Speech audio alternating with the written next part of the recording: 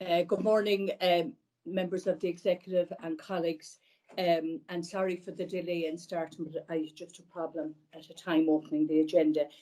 So thank you for bearing with me for the few minutes, and thanks to Jimmy for his support there. Item number 1, to confirm the minutes of the meeting held the 16th of November.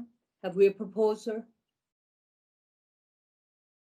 Councillor Brea, I propose. Have we a seconder? I second, Councillor Gibbons. Okay, thank you. Item number 2, any matters arising? Mayor, I have one matter arising from the minutes. At our last meeting, we sought and were provided with a report relating to the Green Fort Conservation Plan. You'll recollect that we were anxious to see the conservation plan implemented, given that the fort is all that remains of Sligo's 17th century town fortifications. It's an archaeological monument of national importance. We agreed that a management group be established composed of members of the council, Sligo IT and the Fort Hill Men's Group Art and History Society to oversee the implementation of the plan. Mayor, I'm anxious to know when the management group will be established. As you will recollect, Councillor Boyle and I had motions down. I understand that the Fort Hill Men's Group has not yet been asked to nominate its representatives. I'm just anxious to know what the up-to-date position is, and I think we're all anxious to see this management group established as soon as possible. Thank you, Mayor. Absolutely, Councillor Brea. Charity?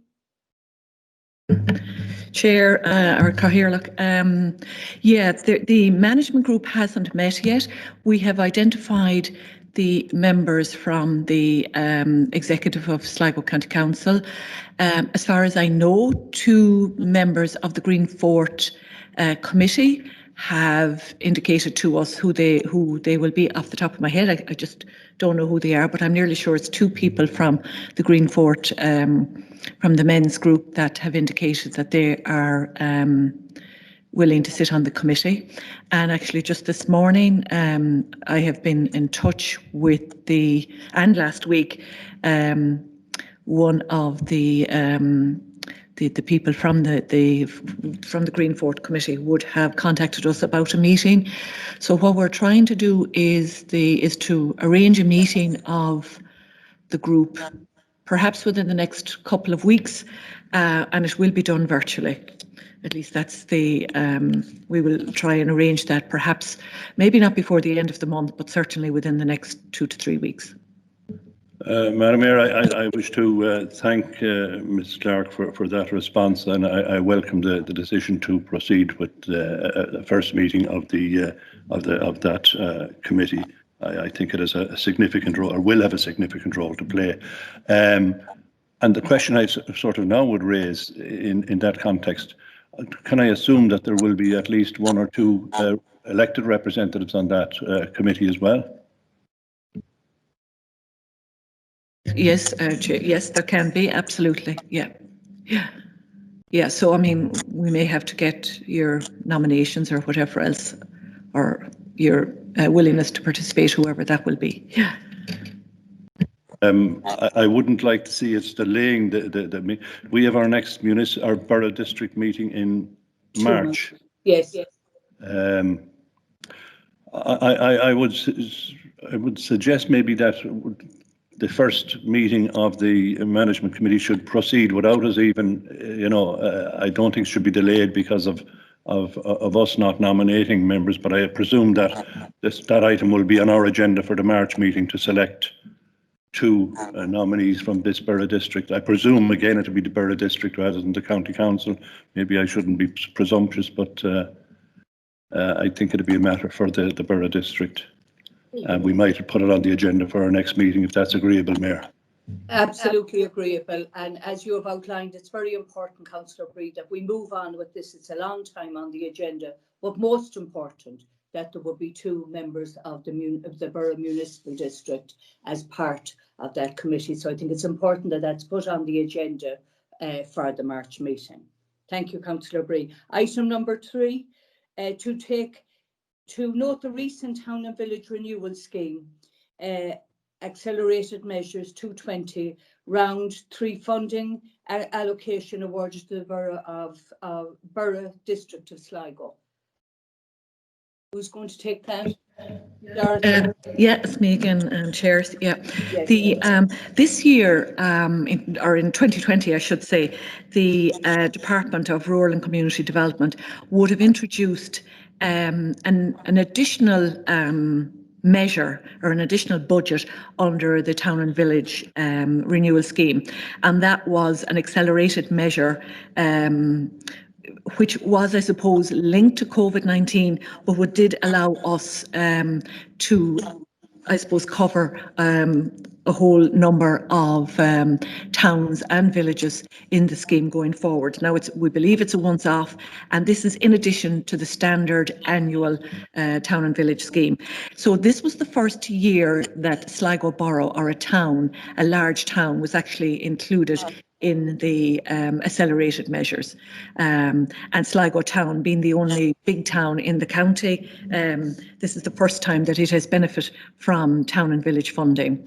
So in relation to the project in Sligo Town, it's 40,000 that it's been earmarked to improve trail improvements and link the Holywell Road to Cleaver Park to improve the recreational and walking facilities at Cleaver Park.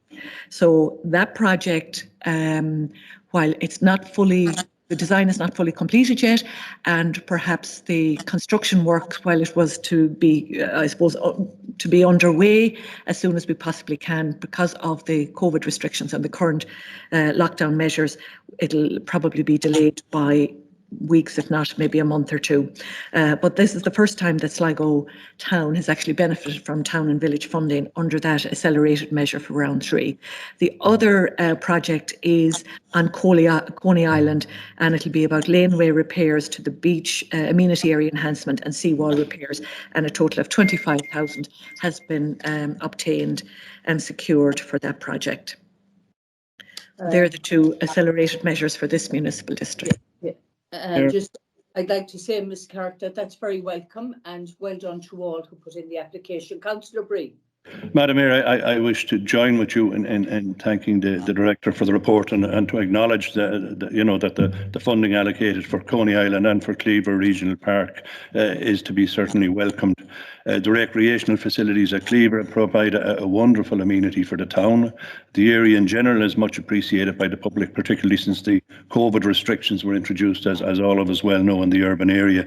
And the proposed works for Coney Island are also most welcome and will certainly improve and enhance the island, which can only be described as one of the jewels in Sligo's crown. Warmly welcome the allocations, Mayor. Thank you, Councillor.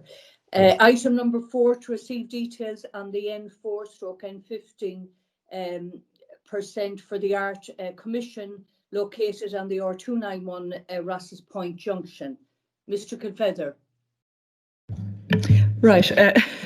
Me again, Rosalie. No.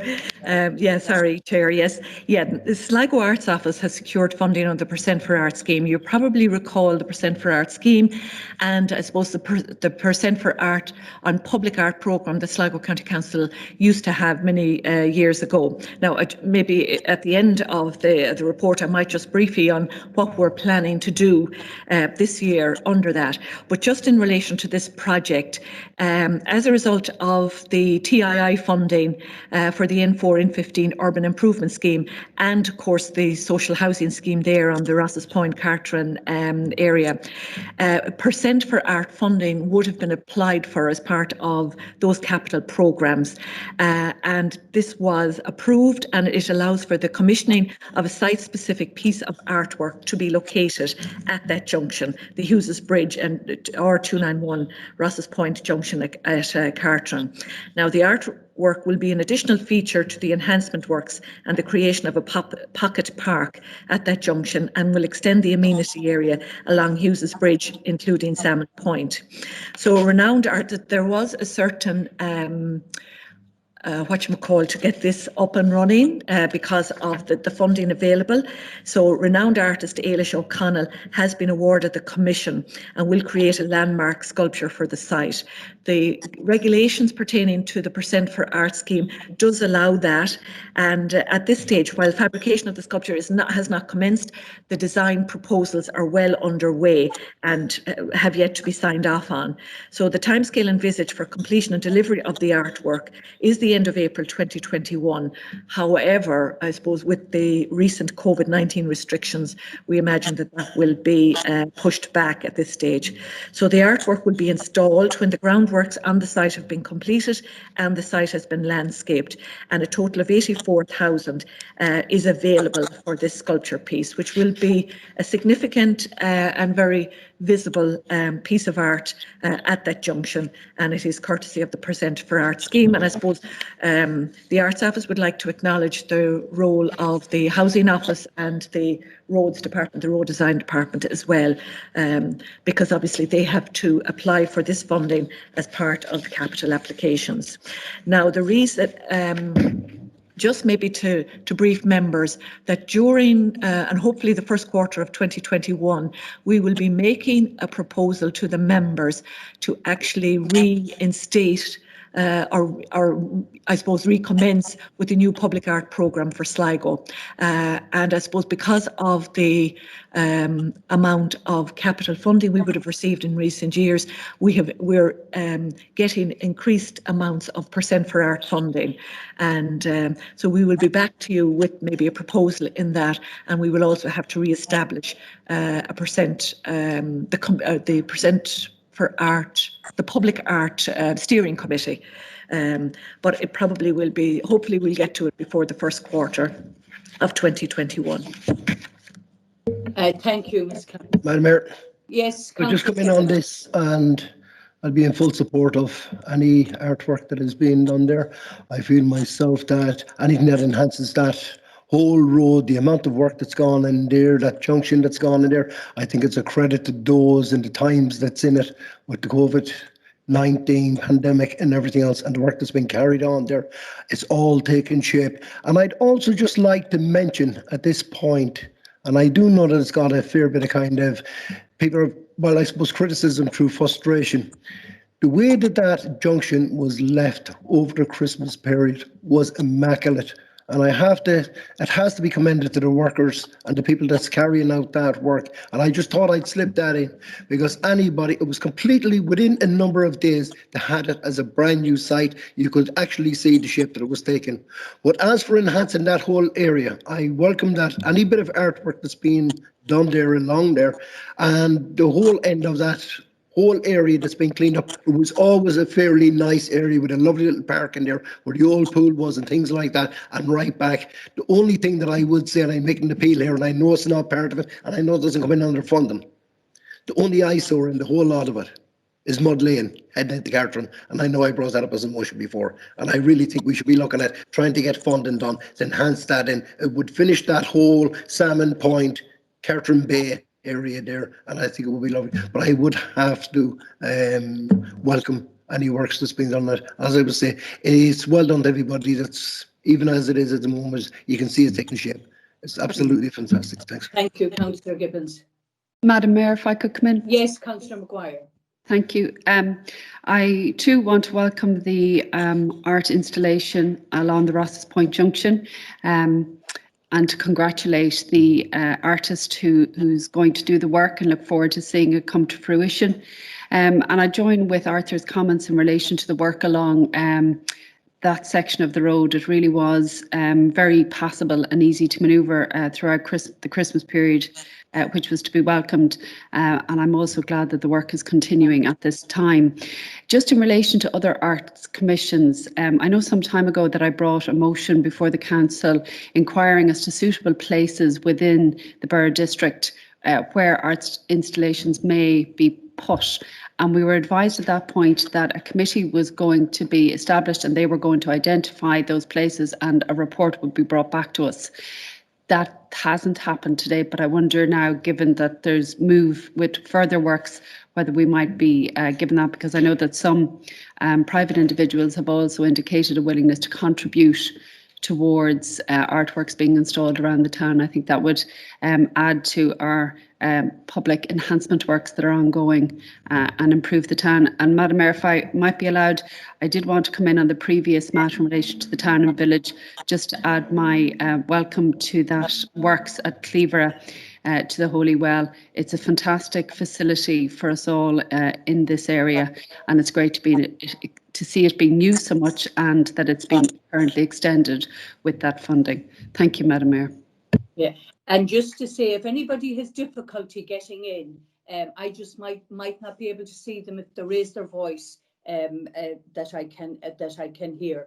I too would like to welcome this funding that's being put in place for Ailish O'Connell to do a piece of artwork for that area. I'm just wondering, did we give her any direction on what we might consider appropriate, or is it an open book for her completely, Ms. Clark?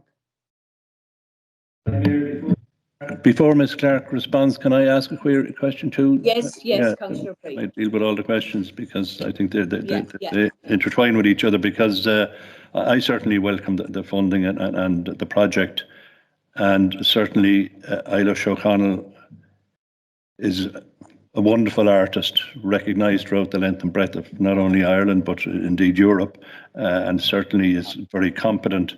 And the only question I would ask is, how was the commission awarded? How was Ms. O'Connell selected? What type of a competition was there, and who was involved in the decision making? Okay, thank you. Anybody else want to get in there? No. Ms. Clark. Thank you, Chair. Yeah, in relation to Councillor Maguire's query, the purpose, I suppose, of having a public art steering committee will be to put in place a public art commissions plan, and obviously to identify locations for artwork within the town. What we're hoping to do is to link it to some of the capital projects that are currently underway. Now, unfortunately, in round one of URDF and RRDF, we weren't aware that the Percent for Art scheme applied to it. So Percent for Art funding wasn't applied for at that time. The arts, or the road design team and the housing people, would always have been used to applying for Percent for Art funding down the years. So obviously they continue to do that with all of their capital grants. We now know that any future applications that we will make for major capital funding, whether it's URDF, RRDF, or from whatever source, we will ensure that Percent for Art funding is applied for. But the purpose of the steering group, the Public Art Steering Group, will be to come up with a commissions plan and, I suppose, identify the best locations for public art within Sligo town, and particularly maybe linked to the public realm, but also, I suppose, maybe in other parts of the county as well. It wouldn't be just for Sligo town, it would also be for other parts of the county. So that will be the role of that group when we're in a position to get it up and running. We've only one person in the arts office, so they have quite a busy schedule. So, but we've been thinking about this for quite some time, and we do feel that now is the time to actually reinstate that piece of work, that committee, and that piece of work in that area. Right. If I can, Madam Mayor, just to come back. Yes. So will they report back to the council or to this group? Is it planned that group, the Art Steering Committee, will come back to either the council or the municipal and advise us as to the potential commissions and also the potential locations that have been identified? It will be to the full council. We will be bringing the proposal to establish the committee and to do the commission's plan. That will be to the council. And as I said, I hope that we are in a position to do that before the end of Q1 2021.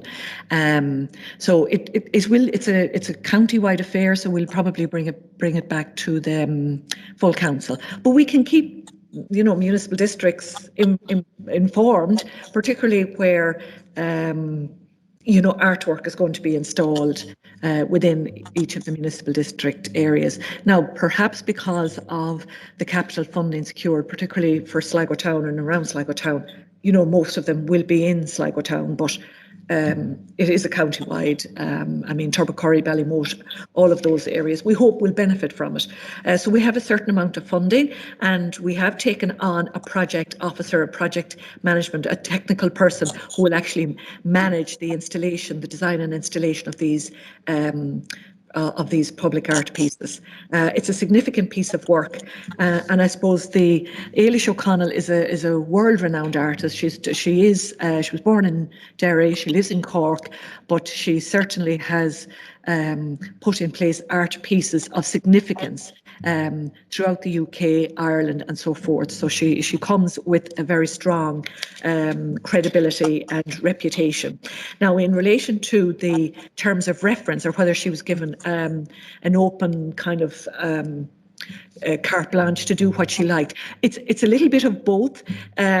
We would have worked with the architect's office in housing and with the road design team in the road design office, particularly with the arts office would have worked with those particularly because there was a time constraint with this piece of work. So they would have kind of devised a certain amount of criteria in terms of reference.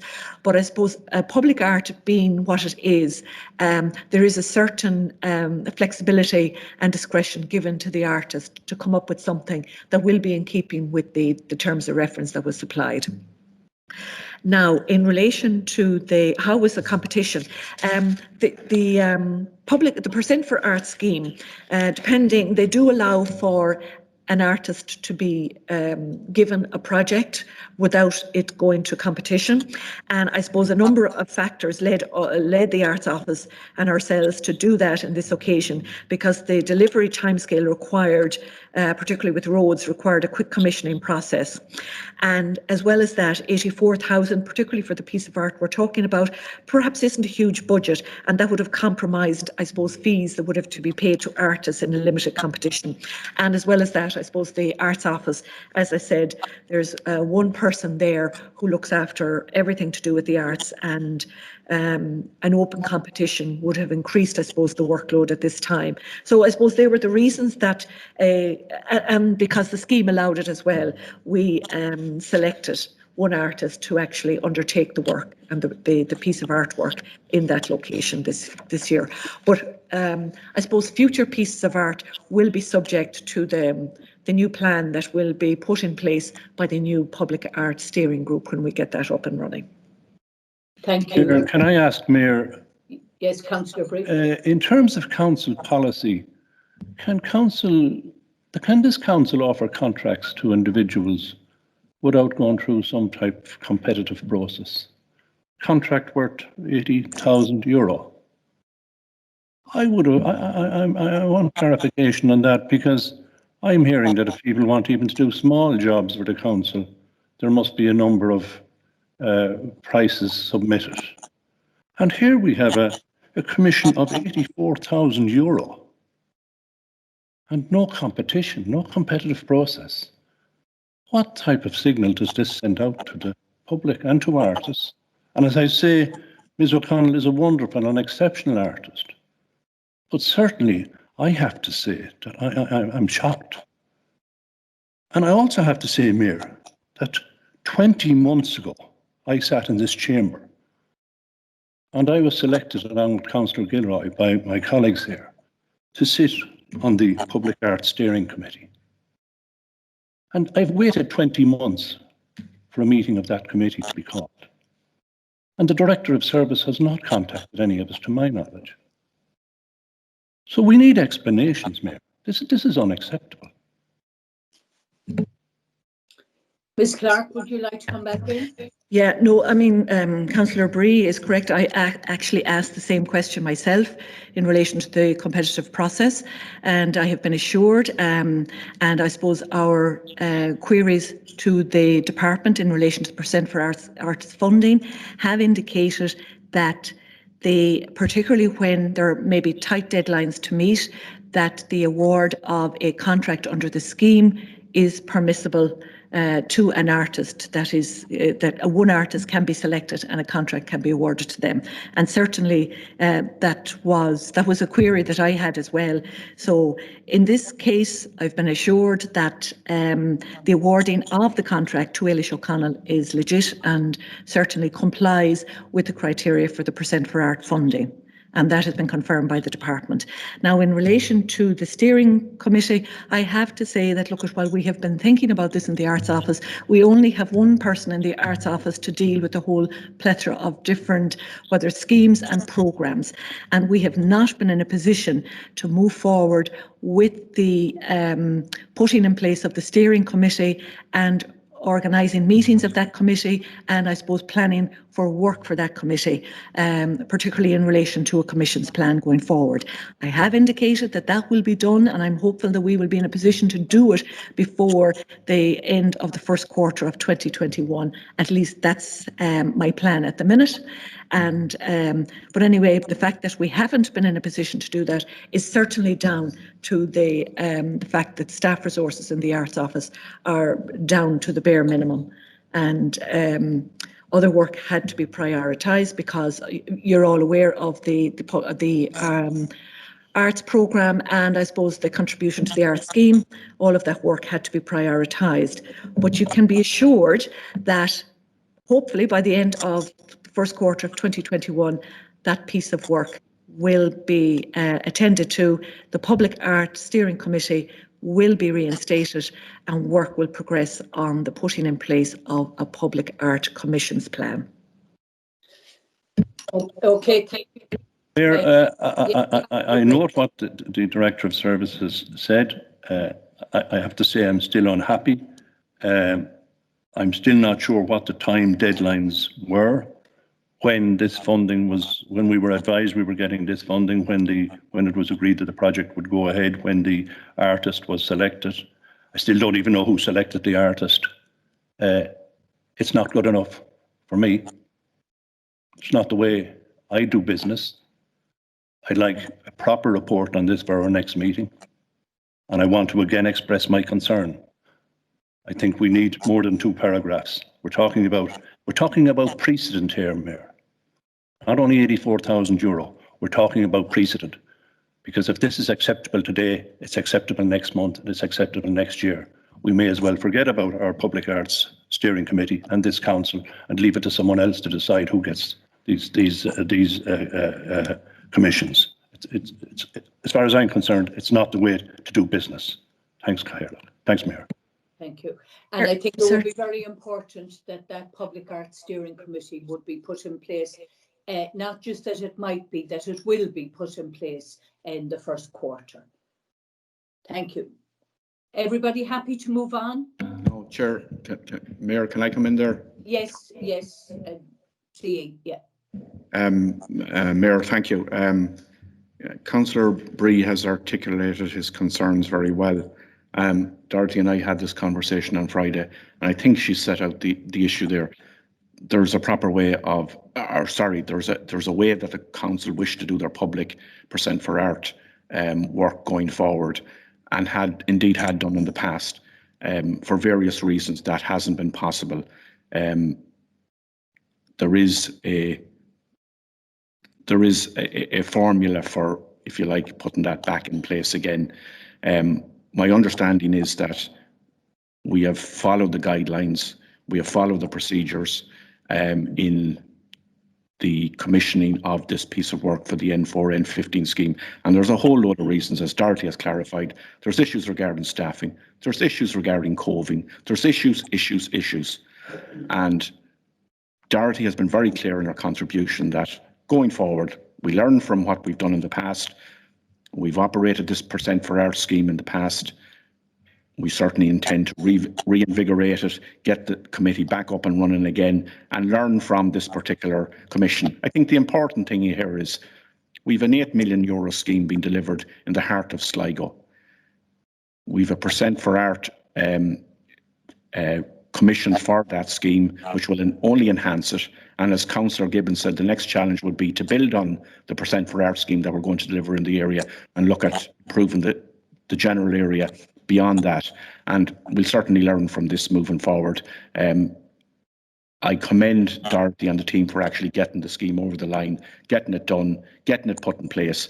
And look, there's lessons to be learned from this scheme and from the challenges that COVID bring us. And we're learning every single day about things that we have to do and things that we can't do. We'll certainly learn from that and move forward. Thank you, Mayor.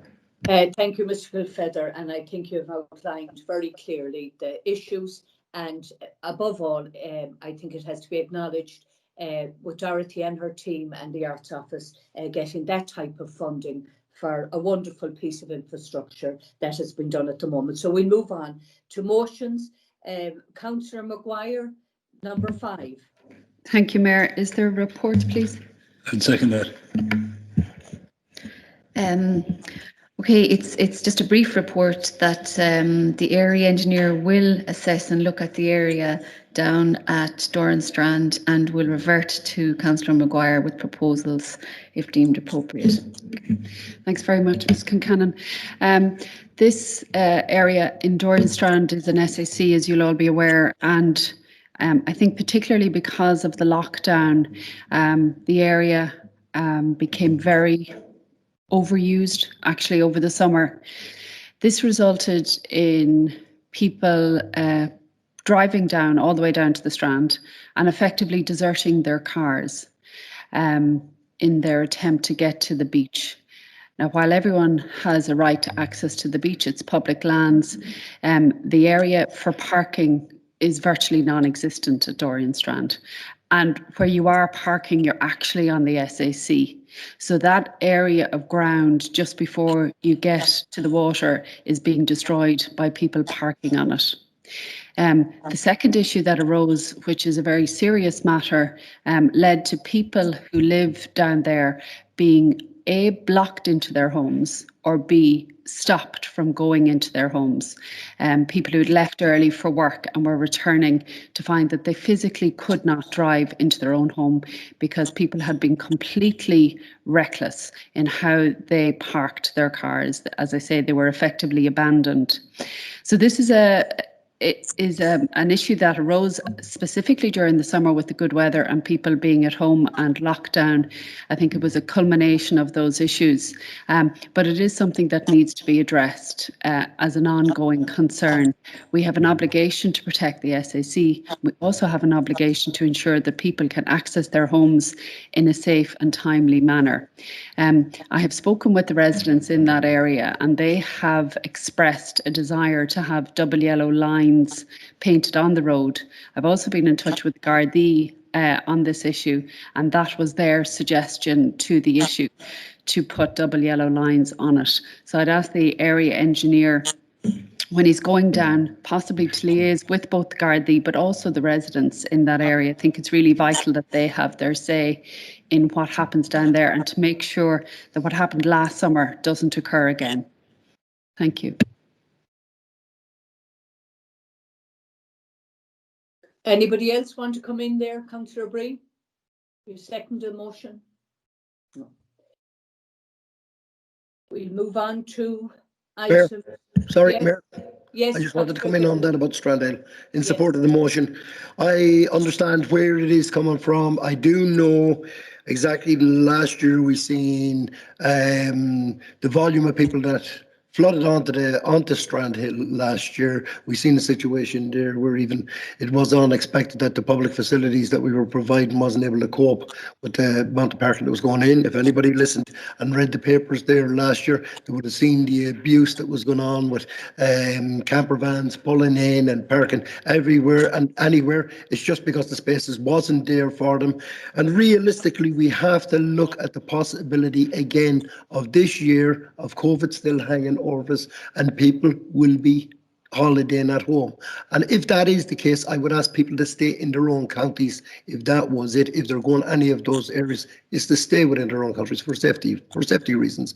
And I would expect some measures put into place to protect the likes of these areas, especially areas of SCT or whatever else, and people's property, that they're not being blocked in their property and things like that. Thanks very much. Thank you, Councillor Gibbons. Okay, item number 6, Councillor Maguire, I second that motion. Is there a report, please? So as traffic patterns and volumes were likely to change following the opening of the Western Distributor route, the traffic assessment was programmed to take place after the Western Distributor road was opened. And considering the current travel restrictions that are in place, it would be prudent to wait until traffic levels get back to some level of normality before this survey is carried out. And also a review of the on-street parking will also be carried out at that time. And in relation to the gullies, the cleansing of the surface drainage gullies along the Ballydugan Road will take place in Q1 2021. Thanks very much, Ms. Concannon. I welcome that report, and I completely concur with the decision to wait for the assessment until normal traffic volume returns. That would have been the representation that was made to me also. This road, as you know, is a really busy road, and it has a lot of houses on it directly and leading onto it. It's quite narrow by nature, as are the footpaths either side. We have pedestrians. There's also people parking right beside the footpath, which leads to, as you use the road, you will always be required to stop and allow oncoming traffic to come one way or the other. There's really only room enough for one lane of traffic. So all of these are issues which have been highlighted to me, and there was an additional request, given the amount of people using it and the narrowness of the footpath, whether or not the council would consider putting in a pedestrian crossing somewhere along that road. I know there's one at the top of the road at St Mary's, and then one further down off the roundabout, but if that could be included in the assessment when the engineers are looking at the road, would be appreciated. And I note your comments in relation to the gullies, and that's to be welcome too. Thank you. Okay. I just say I'd like to welcome the report. I think it's proper, again, as the previous speaker has said, that we wait until a more appropriate time to do the assessment. But also I would hope that maybe the road surface will be looked at. We have done some work on the footpaths in that area, but that the road surface would be looked at while that assessment is being done. Number 7, Councillor Bree. Thank you, Mayor. Mayor, while we have a personal assistance service in Ireland, it's chronically underfunded, inconsistent and incomplete, restricting the lives of many disabled people and their desire for independent living. Independent living is about choosing what aspects of social, economic and political life people want to participate in. It's about having control over your life. It's about equality, fairness and choice, not dependence or charity. In this context, for many disabled people, independent living can best be achieved by the employment of personal assistants to provide supports where needed. The personal assistance service is a mechanism that allows disabled people to live independently and enables them to do all the tasks that they cannot do for themselves. A personal assistant is provided to assist disabled persons with a range of day-to-day tasks that they cannot physically do. The Centre for Independent Living and other organisations representing people with disabilities say they're tired of waiting for concessions and being fobbed off to charity providers for this service, which should exist on a statutory basis. In March 2018, Ireland formally ratified the UN Convention on the Rights of Persons with Disabilities. Under Article 19 of the Convention, disabled people have the right to live in the community and have access to a range of in-home and other supports, including personal assistance, to support this. Currently, Mayor, there's no legal right to personal assistance in Ireland, and those in receipt of the support don't have any security regarding the continuation or extent of the service due to lack of legislative protection. In 2018, Thomas Pringle and his Independent for Change colleagues in the Dáil put forward a motion requesting that legislation be provided to ensure the right of access to a personal assistance service so that disabled people have choice, control and freedom to participate in society as equals. That motion was adopted by the Dáil. However, to date, the necessary legislation hasn't been brought forward. And I believe we should now join with councils nationwide to call on the government to bring forward the necessary legislation to ensure the provision of a personal assistance service for those who require it. And I formally move the motion, and in doing so, I also wish to acknowledge the work that our colleague Councillor Arthur Gibbons and the Centre for Independent Living has been carrying out in terms of lobbying for this particular provision. Thank you, Mayor. Have you a seconder for the motion? Yeah, I seconded it, Councillor O'Boyle. Councillor Boyle. Councillor Gibbons. In relation to it, this is something that's been lobbied for over the last number of years, and I was involved in it back in early 2000. A number of times that we've visited Dáil, we visited all the major parties, talked to the politicians at the time, tried to get provisions put in place at that time for personal assistance. And what we were looking at, the best thing that we could do at that time as an organisation, as the Centre for Independent Living, was depend on FOSS schemes.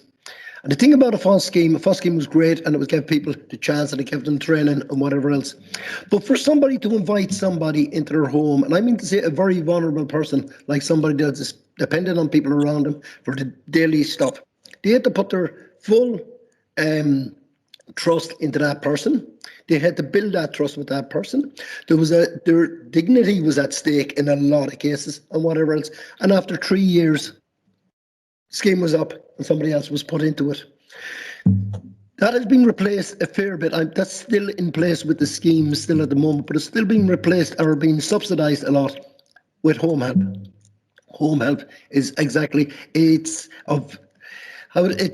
more threatening to the person with disability, I think, than the CE. Because what it actually does, it shatters the person's confidence. Because when they build a rapport with somebody for 3 years and then they lose it, it's hard enough. But if that's replaced then with somebody going in doing home help hours, it means that person's going in for an hour a day, half an hour a day, or whatever else. That person feels very vulnerable because they never really get to know that person. And the other aspect to it, there's the mental health issue as well. At least when that PA is put there, that PA assists them with their daily lives, going over to town, doing shopping. Remember, the PA isn't there to do the job for them. The PA is there to assist them, to help them to do the job to the best of their ability. And it leaves that person with their own dignity. And the thing in relation to it was, I think I lost a wee bit of track here or whatever, but you all know where I'm coming from. But the one thing in relation to it, it is so vital that this service stays in place, that they have their PAs. Because the PA is their friend, is their personal friend, their social outletting. It means that that person, like you take even at the moment with the pandemic, there's a lot of people with underlying conditions that the only access, especially people with disabilities, the only access they have to the outside world is those that's lucky enough to have family, or those that's dependent on PAs. And I know a lot of people that's dependent on PAs, and that's their only communication with the outside world since last March. And I think myself, because I do know even in relation to the organisation that I represent, we do try and get the staff even in on a, how would you call it, the ring around to make sure that everybody's all right, and we try and get their PA to put in that wee bit of an extra effort, which they will do. And it takes a certain type of person to become a PA. It's the same, go here, Mayor, as you know it yourself, being a nurse, the only way that you can be a good nurse is when you love and you have a vocation to being a nurse. That's what makes a good nurse. It's the same with a PA. It's a certain type of person that is a PA. You can't just make somebody a PA. It has to be in them from the beginning. But I would 100% support that motion. Thanks very much. Yeah. If I could come in, Mayor, Yeah, just also Councillor to support the motion, and I think Arthur has outlined it there in great detail, the importance of the role, the incredible personal contact that occurs between a PA and the individual. They have access to all parts of their lives. It's a very privileged role, and it's one which is incredibly important in our society, and one that needs to be protected and promoted as much as possible. Thank you. Thank you. And I would like to support the motion also. A very important role, and as previous speakers had said, there has to be a relationship and a trust built up between a PA and a carer and who they're caring for. So I fully support it, and again want to acknowledge the work that Arthur has done over the years for people with disability. My own motion, item number 8. Second that motion. Yeah, Summerhill Village, a review. Have we a report, Ms. Concannon? Yes, the Sligo Urban Area Roads Department met with concerned residents in the vicinity of Summerhill Village just before Christmas and agreed that a review would be carried out in January-February 2021.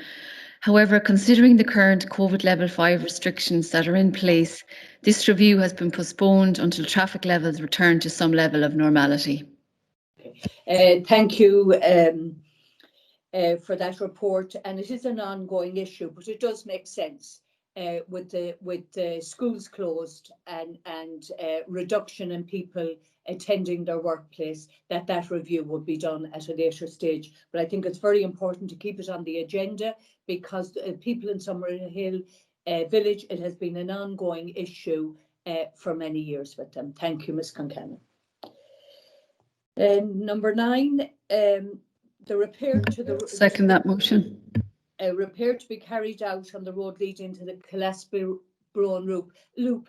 Now, several people have contacted me about this issue. Indeed, I have photographs of it and have seen the repair of the road, and I think it's something that needs to be looked at urgently, especially with the amount of people that's using it out walking at the moment. Have we a report, Ms. Concannon? Yes, I confirm that Sligo County Council will carry out repairs to the public road in question. Thank you very much. I would heartily welcome that. Councillor Maguire, do you want to come in? Just to clarify exactly which part of the road are you referring to, Councillor O'Grady? Just at the beginning of it there, near Henry's house. Yeah, I can clarify that with you, and I have photographs that I can send you on exactly. That'd be great. Yeah, thanks very much. Yeah. But I'm welcome the report that I've got that the road will be repaired because it's in bad need of repair. Sorry, if I could just come in again, Councillor Grady, just say that I was on it yesterday, and it's an incredible resource within Strandhill. The amount of people who use it is phenomenal, but obviously with increased use results in it being worn down and needing repair. So I welcome the report that the repairs will be undertaking also. Thank you. Item or motion number 10, it's my own motion, requesting CIE to upgrade the site adjacent to the new council development on the Strandhill Road. This development is absolutely being finished to a very, very high standard, and well done to all involved and all the design of it and the ongoing work on it. And I know it has been delayed, but it's a beautiful piece of development.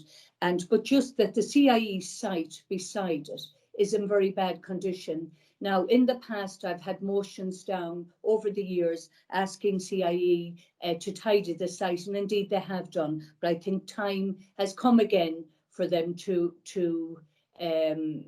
upgrade their site adjacent to this lovely development that hopefully will be allocated to people in the near future. Thank you. Have we a report or just through? Mayor, we don't have a report. No. If the notice is, if the motion is adopted, we'll write to CIE straight away. And I welcome that. Can I just add to that, Mayor, as the seconder of the motion? Yes. I suppose locally, myself and yourself would have known that as a railway field.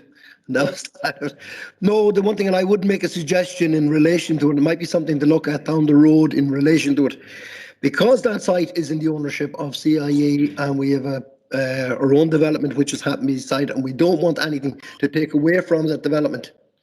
We should be looking at the whole thing of asking, would CIE be interested in, we'd say, selling that property, we'd say to the council, or making it as a contribution to the council to maybe put a play park or something else in there, a children's play park. It's not a big site, and I think on a goodwill end of it, if we wrote the CIE and just see would they be willing to do that for the people of that area, because do remember this site that we have on the Strandhill Road is actually on a very dangerous stretch of road, and it'd be for young children and things like that, instead of, how would I call it, nothing we'd say on site that they're going to travel to play with friends and everything else. It might be an idea that we maybe look at down the road, the possibility if they gave us that if they gave us that site, that we might be able to put in a children's play park or something else for the children. Because remember this much, that's going to be a brand new estate, and as a brand new estate, it's all young families that's going to be in there, and they're going to need that for to enhance their own development as well. Play park kind of. So it's just something that maybe look at. Thanks very much. Thank you, Councillor Gibbons. Number 11, Councillor Bree. Mayor, I'll second that. for many people with a disability, the beach wheelchair provides the opportunity to enjoy what most people take for granted, a day at the beach and a dip of the sea. Regular wheelchairs get stuck in the sand, but the new beach wheelchairs this council introduced in 2018 for use at Ross's Point and Inniscrone proved very successful and were easy to operate and manoeuvre on the sand. The specially designed chairs allowed people with disabilities or mobility restrictions to have easier access to an enjoyment of the beaches. Now, I understand that while COVID restrictions are in place, the wheelchairs cannot be used. However, when the restrictions are lifted, I believe it's important that the council would have a plan in place to make the beach wheelchairs available at Ross's Point and Inniscrone, and possibly provide additional wheelchairs for other beaches. And in that context, I'm asked that we be provided with a report. I hear that. Mayor. Yes, thank you, Councillor Bree.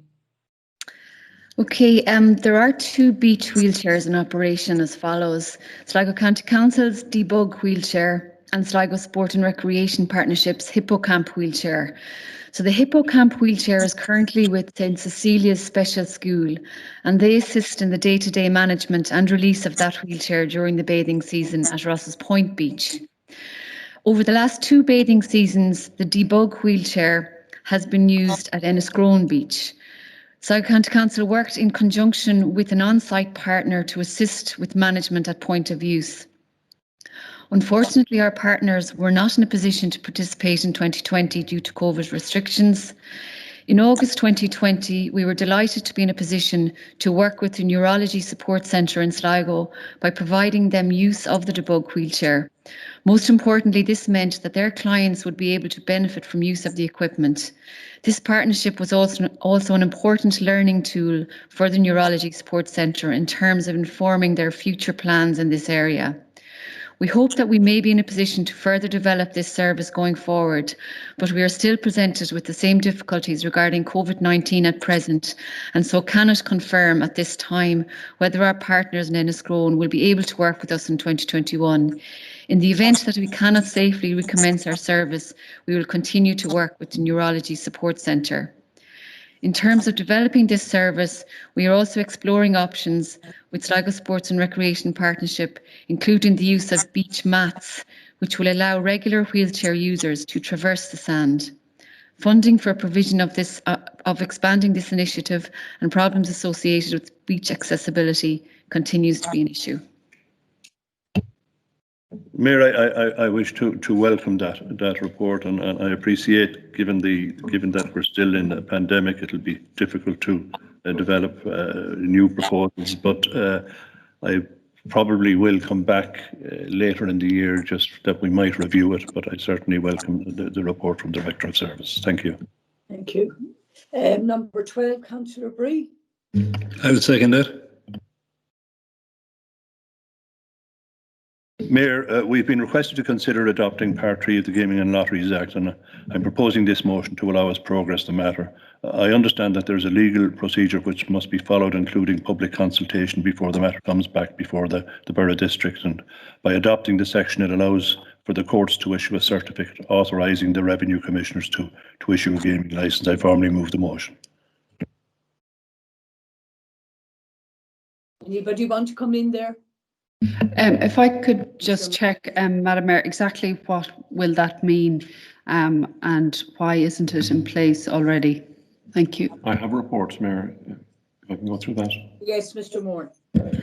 Thank you, Mayor. Part 3 of the Gaming and Lotteries Act 1956 provides for the process of issuing gaming licences and sets out the roles of the various parties involved: local authorities, the District Court and the Revenue Commissioners. The role of the local authority, as provided for under sections 12 and 13 of the 1956 Act, is the adoption of a resolution permitting gaming in respect of the whole or a specified part of its administrative area. Under the Local Government Reform Act of 2014, the adoption or rescinding of Part 3 of the 1956 Act is a reserve function to be performed by the members of the municipal district. A person may apply to the district court for a certificate authorising the issue of a licence permitting gaming within the area in respect of which the local authority has adopted Part 3 of the Act. Once a certificate has been issued by the district court, the applicant may then apply to the Revenue Commissioners for a gaming licence. Just in terms of process, at least 1 month's notice of intention to propose a resolution to adopt Part 3 of the Act must be given to the members of the local authority and also public notice has to be given. And once the resolution is adopted, then further public notice has to be given, and the resolution has to be submitted to the Minister. Thanks. Thank you, Mr. Moore. Everybody happy to move on? Okay. I'll abstain.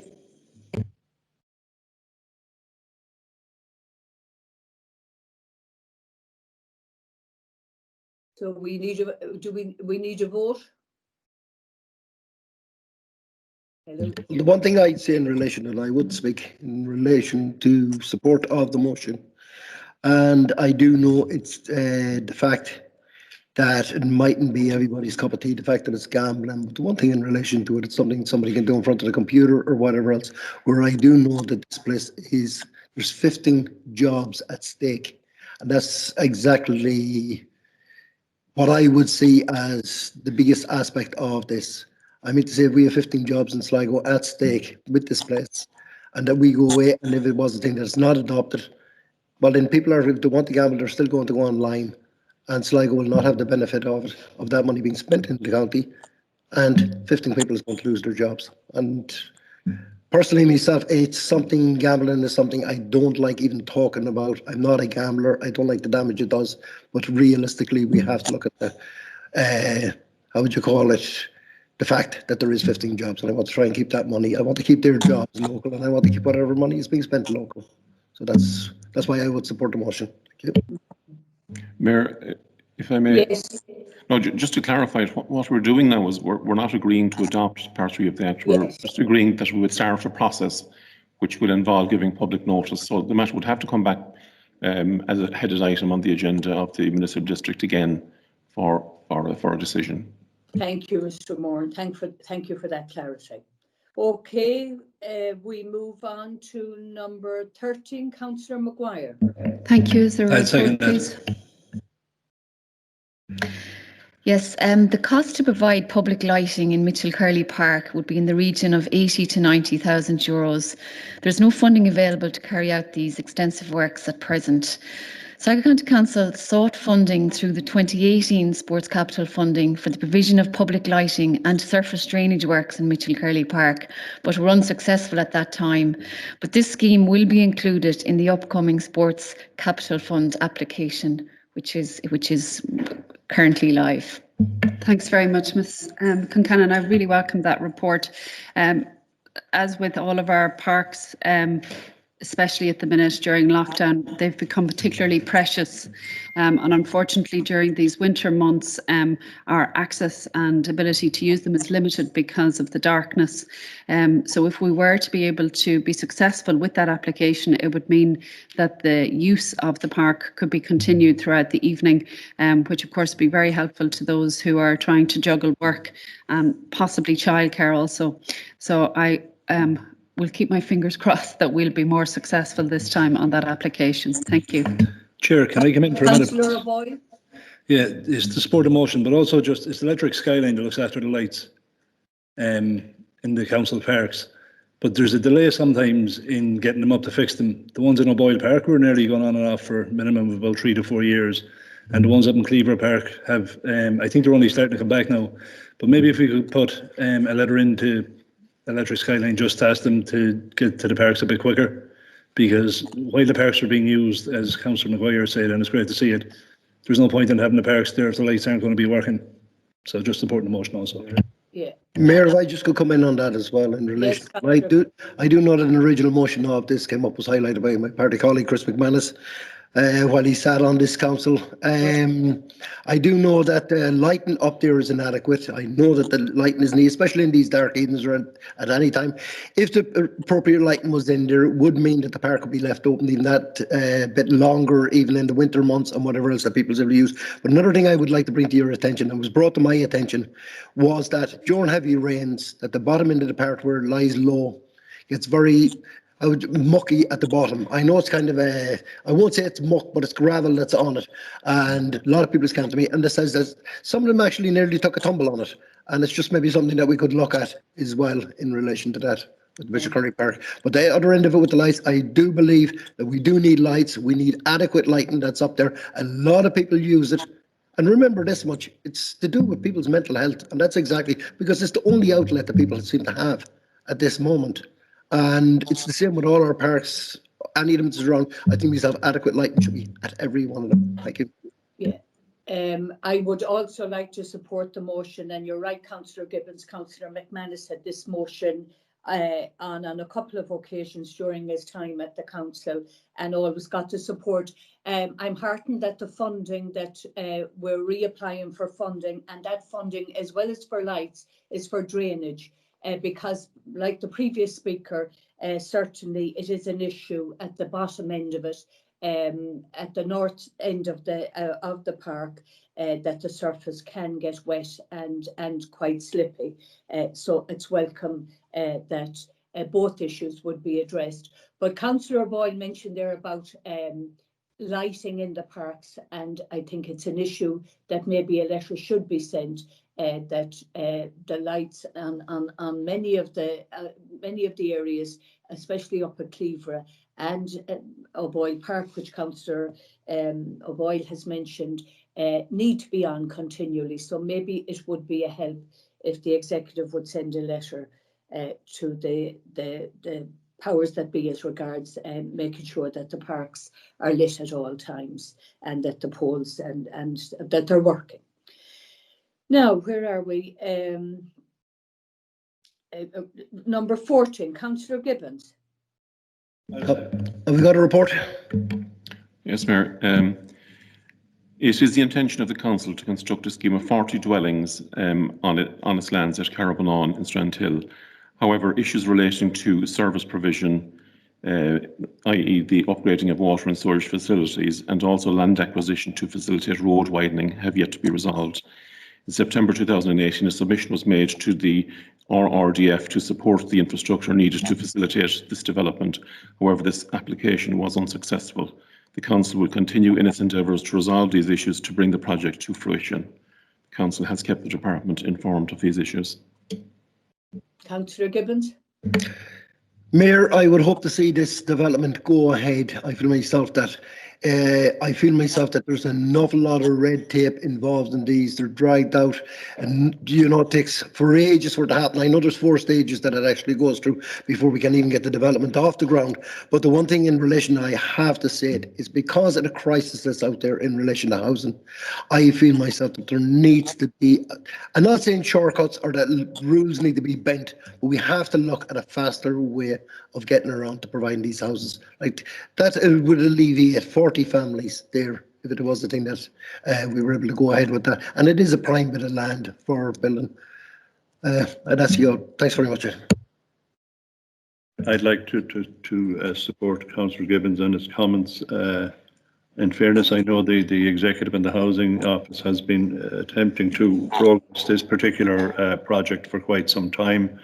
I gather it's somewhat frustrating particularly for people from the Strandhill region who were on our housing list. I think, a number of years back, they were looking optimistically about being housed in their own area, but certainly there doesn't seem to be much light at the end of the tunnel. And given the housing crisis and given the fact that the land is zoned that is there, I would hope that there might be some movement in the current year to see progress on this particular project. Thank you. If I might come into, Madam Mayor, please. Maguire. Just to add my voice to this, it's something that I've been liaising both with people on the ground and with council in relation to for the last number of years. It would be a great asset to those, as Councillor Bree has outlined, who are on the waiting list, particularly those who are living in Strandhill and really wanted to remain in the area. My understanding is that because of these difficulties, we slipped down the list of priorities and the other developments went ahead within the county, which of course is to be welcomed. But I would hope now that, given the others are almost at completion, that the full focus could again turn to the Strandhill development and we could see that site developed and social housing provided for those who need it so badly. Thank you. I would like to add my voice. We all know the issues of people needing housing, and every one of us get requests on an ongoing basis, wondering when is that development going to take place. So I think it's a timely motion and I fully support it. Councillor Gibbons, number 15.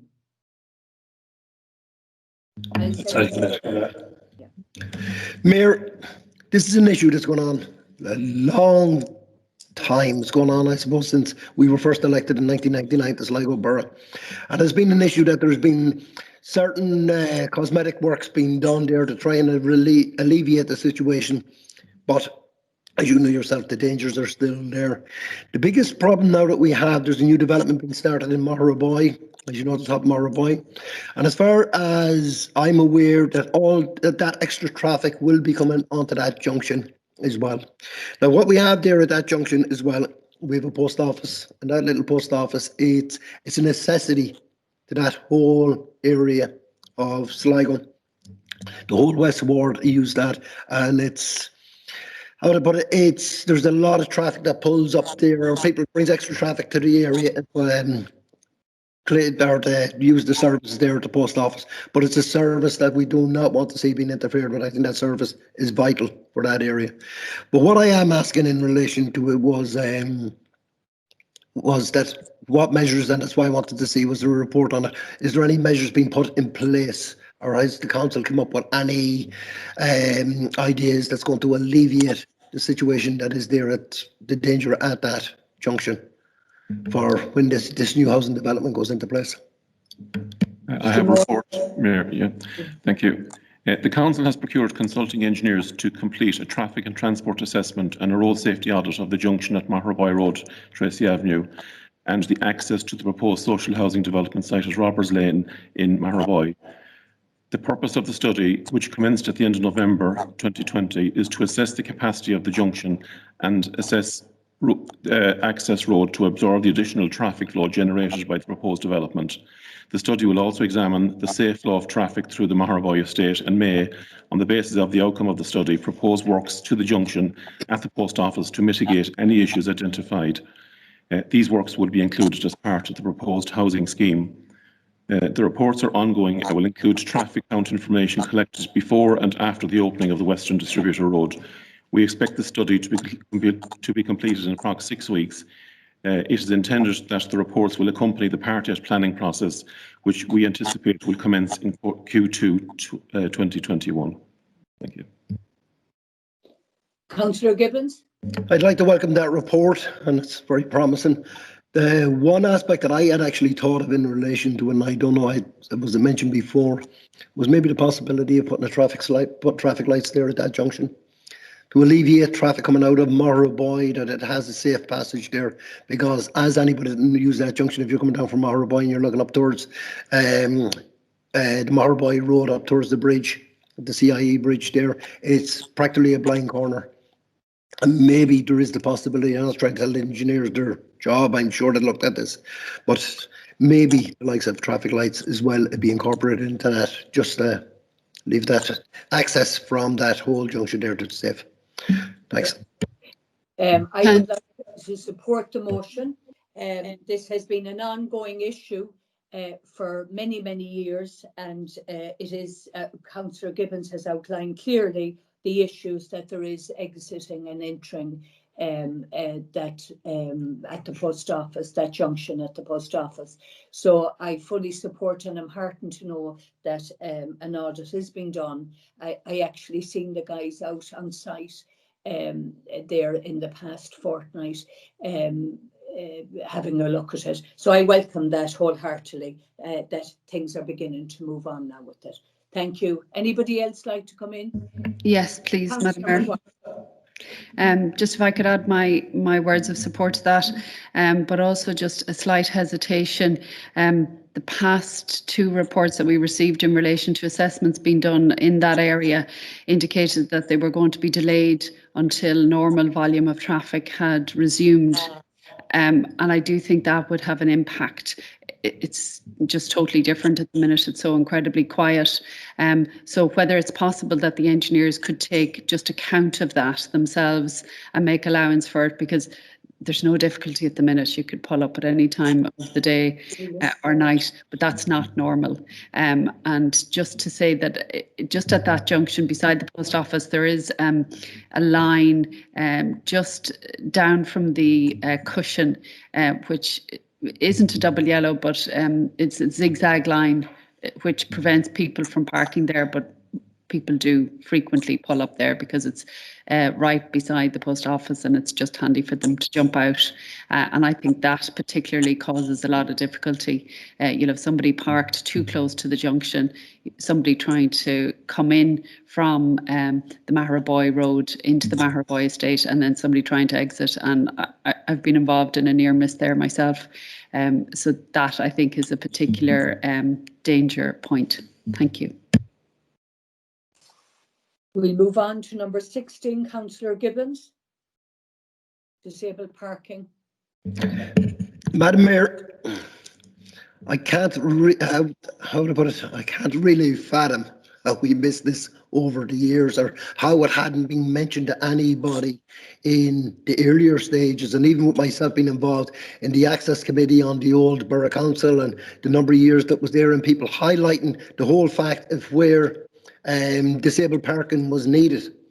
And it's only in the last number of months that people actually start coming to me and saying, do you realise we don't have a disabled car parking space outside of the Garda barracks, outside of the Garda station? We're probably the only place in the country that hasn't, the only county that hasn't got it outside of their main barracks. But all I'm saying is, in relation to what I think myself, it speaks for itself, because it's a facility there. It's something that should be accessible to everybody. And the only way it's going to be accessible to disabled drivers if there's the right parking space there. I think the Garda Síochána is in agreement. It is needed there. And what I have asked in relation to the roads department here is that the Irish Wheelchair Association be invited to put some input into it, seeing that they're the ones that provide the parking desks. Yeah. So are we a seconder for that motion? Yeah. Madam Okay, improvements to the junction to the corner of the Garda Station and Chapel Street were included in the 2021 Non-National Safety Improvement Scheme submission to DTAS. The provision of a disabled bay in this vicinity can be included for consideration following consultation with the relevant stakeholders. Councillor Gibbons? I very much appreciate that report. I think myself that it's a progressive report, and I would say in relation to it, and I just speaking from experience, roads department of this local authority, as the council, my council members have always supported all of these issues to do with disabled parking, and that needs to be acknowledged here. Roads department, especially here, has played a huge, significant part all over the years with the Access Disability Consultative Committee and whatever else, and everybody that's on it. Has to be acknowledged and has to be appreciated. Thanks very much. Thank you. Councillor O'Boyle, number 17. Thank you, Chair. Can I get a report? This location can be examined by the area engineer in association with the Environment Department to look at what can be done. Thank you, Emer, for the report. It's just that there was residents on to me, and sometimes the case that we don't plan around the stream, but there's bags and that around there with needles, so it's not a very safe environment for them to be, so it could be cleaned up. Thank you very much. Councillor O'Boyle, number 18. Can I get a report on that, please? Yeah, the cleaning of these surface drainage gullies will take place in Q1 2021. Thank you very much. Some of the residents had contacted me. The drains haven't been cleaned in years, and then people weren't sure if it was the council or who was in charge of them. So it's good to get that report. Okay. Number 19, Councillor Boyle. I'm on a hat trick, 3 in a row. Can I get a report, please? Yes, Mayor. Windows and doors, where necessary, will be replaced in 19 houses in the Woodlands Estate, Ballytivnan. It is planned to commence these works in the second half of 2021, but we may be able to make an earlier start than this COVID restrictions allowing this to happen. Thank you. Thank you very much for the report. No, that's great to hear. Residents have been on the last couple of years to see if or when it was going to be done. And I know Councillor McManus had a motion in a couple of years previous, so that's a good news story. Thank you very much. Thank you. Thank you. Item number 20, correspondence. There's no correspondence, is there? 21 AOB? Nothing. Well, there's nothing left, just to thank the members of the executive for their help this morning, to thank the councillors who attended, and to also thank Jimmy and Claudia for their assistance as always. Thank you very much.